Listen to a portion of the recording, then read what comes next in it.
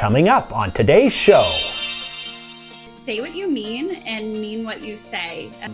The difference between someone saying something in email versus like on the phone, you can't hear voice inflection. And never say yes to something without kind of listening. So the most important thing when you're dealing with any situation in your house, in your business, if you're dealing with a disgruntled person in any interaction, is you want to hear them and for them to feel that they're heard. How to increase your customer service and productivity using word choice today on Keeping You Organized.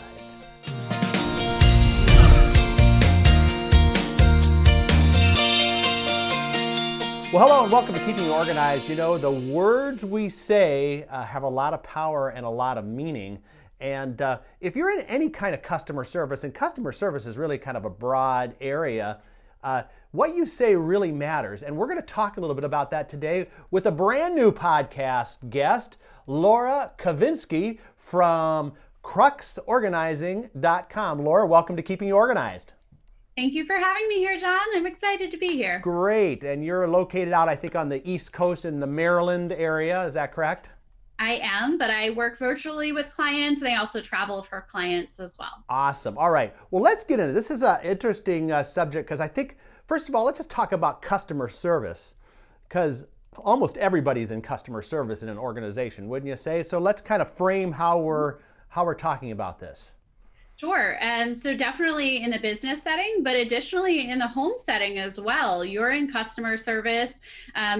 Your clients and your customers are a little different. Your family, it definitely helps with interpersonal interaction. So is that what happens when my kids complain that I'm supposed to say the customer is always right and take care of their complaints? I don't know. That may be another whole podcast, but it definitely could be. But it's kind of creating those win-win situations so that you can get what you need as a parent, and additionally your children can get what they need as well. Okay. Well, let's go into the first area that we want to cover here on customer service and word choice. Where do you want to start? So I would say the most important thing is say what you mean and mean what you say. Oftentimes sitcoms are riddled with things that could be solved in 2 minutes if everyone just sat down and clarified what that person said and made sure that they didn't run off with some idea. So say what you mean. Don't allude to something. Don't take the chance that someone is just going to get that hint. Be very specific about what your needs are in that situation. And then as the receiving end of that, you can always repeat back what you heard and what your understanding of those needs are. And hopefully that creates a much more symbiotic relationship. It also seems too that, the difference between someone saying something in email versus like on the phone, you can't hear voice inflection. And I know I've had people say, look at this email they sent. What do you think they mean by that? And I said, well, it might be better just to call them and get the tone of voice. They may not be yelling at you. They may be praising you. You just don't know, right? Absolutely. And I trained customer service for almost 8 years. And I would tell everyone, if it sounds like a Disney princess could be singing it, then that is a great email to send out because you don't want to have a chance that anything can be kind of misconstrued when you're dealing with someone whose tensions and frustration is already risen. Well, since you've been training, I'm going to go off on just a little tangent here, which is I'm famous for, but do you help with like scripts and things like that, or where so you're trying to say these right words because some people can pull off scripts well, others can't, and sometimes it's like you're talking to someone on the other end and it's like this sounds like a robot reading me something. The words are good, but it's the delivery too. But that might be a different piece of this subject. Yeah, well, to address that just a little bit, I work with my clients on their thinking. So I teach them how to get from A to Z if half of the alphabet is missing. So we have that script and you kind of have a thought process of kind of the arc of the conversation or how things might go, but you're open and you're listening to what the other person interacting with you is giving you, right. And may kind of change based upon that. Right. Well, let's talk for a minute about maybe even some of the opening lines, because from what I understand about customer service too, aren't there some like opening sentences where you kind of want to maybe diffuse someone's anger, or try to get them in a state of mind that's a little different than when they're calling, or even, I guess you could do that for email too.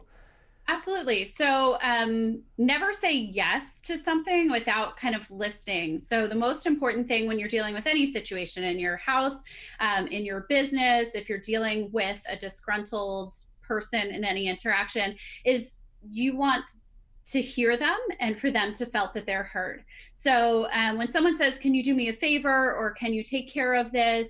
Instead of just saying yes to it without knowing all of the information or having that thinking time, say, I can try. What do you need? And so that shows a willingness to help. That shows that you are open to whatever they're going to share with you.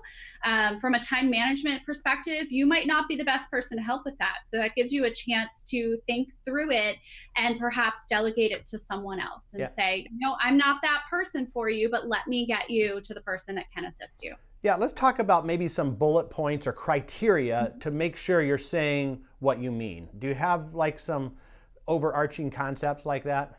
Sure. So if you are picking up the phone call, a lot of people these days work from home. Sometimes they're getting phone calls from friends. Sometimes they're getting phone calls from clients. We live in a society where things aren't as structured.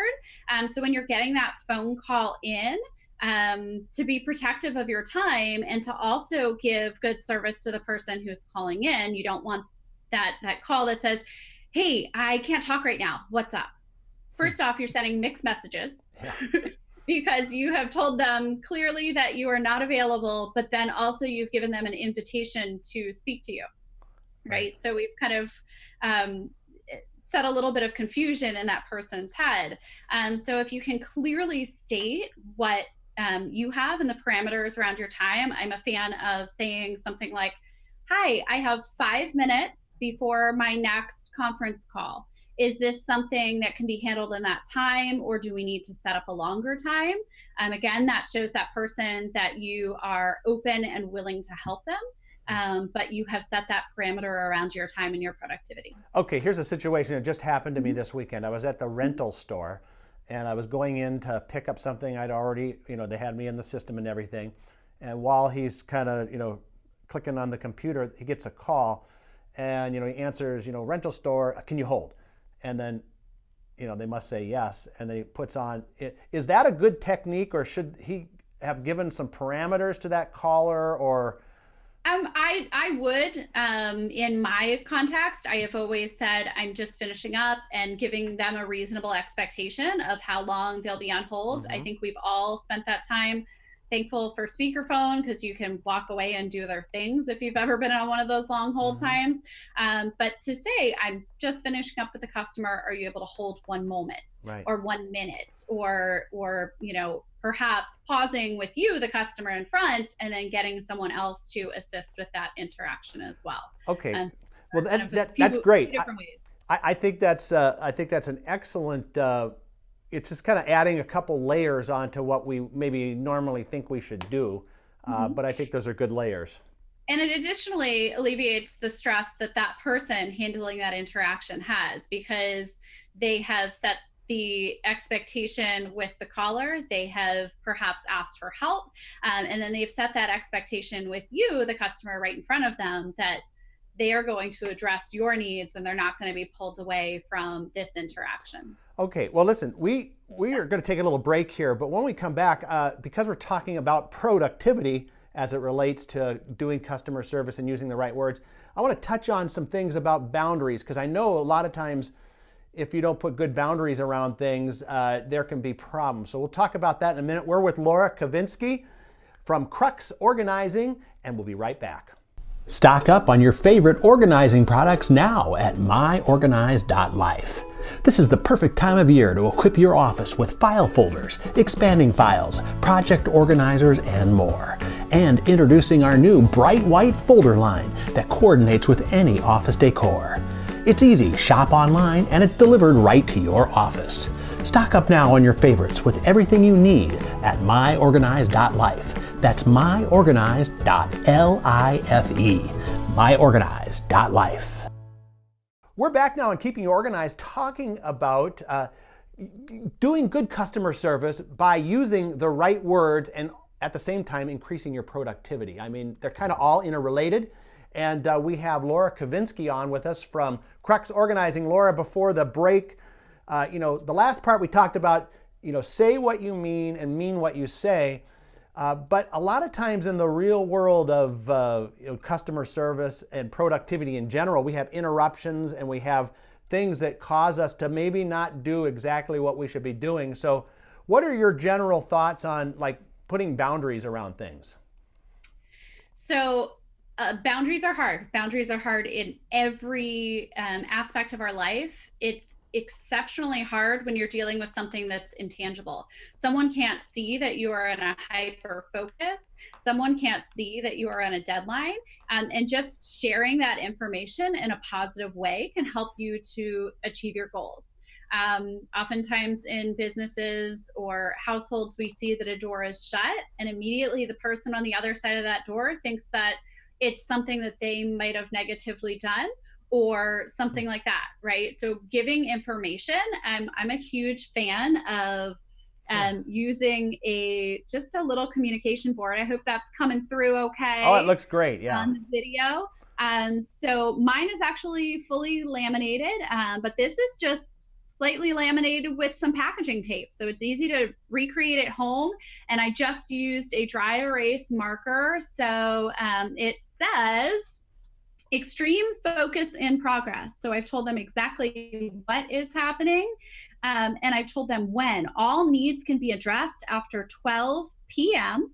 And then thank you for supporting an increase in productivity. I love it. I love it. So the great thing about that is that you are very much, appreciating that they're not going to think that their item is more important than what you have designated for your time. And it gets a really positive response and perhaps creates a chain reaction if you are one of the most productive people in your office or home environment, that other people kind of get that light bulb idea that, I might try that. Yeah, now maybe that's the sign I have on my door says, don't you even think about knocking. So maybe those are the wrong words. I don't know. But my door has a window too, so they can't, they can see what's going on, and people like to still knock on the door anyway. But what else about this whole idea of clear expectations and making sure people know kind of what you can and can't do at the present moment? So I think to think about the question that someone is not asking, or to just kind of ask people clarifying questions if they are being a little ambiguous about their needs or something like that. So for instance, I was trying to get earring backs fixed, and I called a bunch of jewelers saying, how much would it cost to change my earrings into screwbacks? And about 3 jewelers quoted me, and the 4th jeweler said, well, may I ask you why you're looking for this service? And I explained, I was trying to keep my earring backs from coming off. And he said, well, there's a few other options that we could do, X, Y, and Z. And without even knowing how much that would cost, I said, that's it. I'm coming to see you today because you answered my question. With the ultimate knowledge that you have, you answered the question that I didn't even know I was asking.